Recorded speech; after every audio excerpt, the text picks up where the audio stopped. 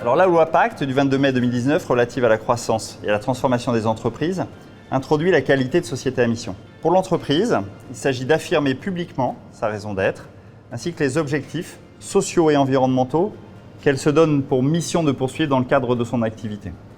La finalité, elle consiste à concilier la recherche de la performance économique avec la contribution à l'intérêt général en prenant en compte nos impacts sociaux, sociétaux et environnementaux.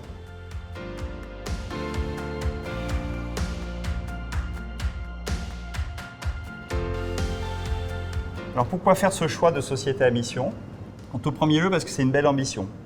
Puis parce que je suis convaincu que la performance économique future des entreprises est indissociable de leur responsabilité sociétale.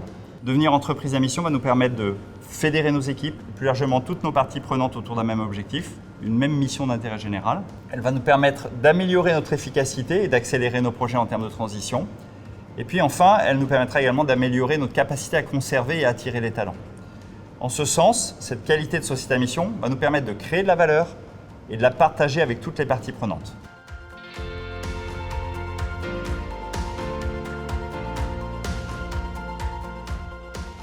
Alors c'est incontestable. La crise sanitaire nous a obligés à reconsidérer nos priorités. Celles de nos clients, mais également celles de nos collaborateurs. En 2019, nous avons initié une réflexion collective, collaborative avec nos équipes qui nous a permis de construire un plan d'action RSE. Il s'articulait autour de 4 piliers, la santé, l'environnement, les territoires et le social.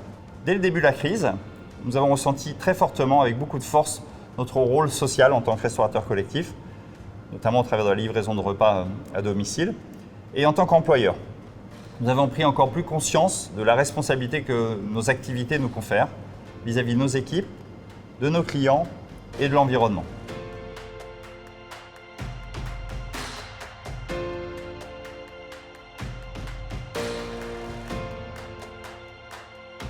Donc, fruit du travail avec l'ensemble de nos parties prenantes, j'ai le plaisir de vous dévoiler notre raison d'être, agir de façon responsable et rendre acteurs chacune de nos parties prenantes en proposant une restauration collective qui préserve la santé et l'environnement et qui participe à créer des écosystèmes vertueux dans les territoires avec l'homme toujours au cœur de nos préoccupations.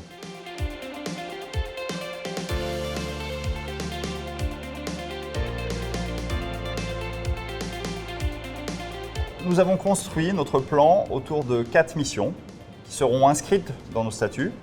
Chaque mission se décline en un plan d'action dont la trajectoire démarre en 2021 et pour atteindre un objectif cible en 2024.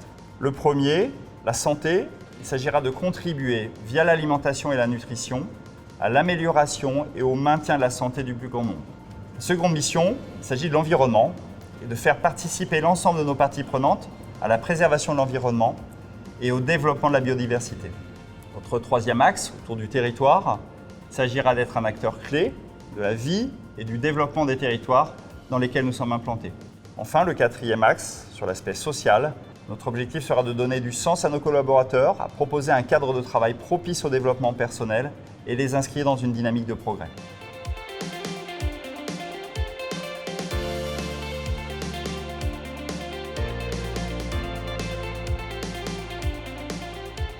Alors ce statut, il nous oblige à la fois à tenir nos objectifs, les objectifs que nous sommes fixés à travers nos missions.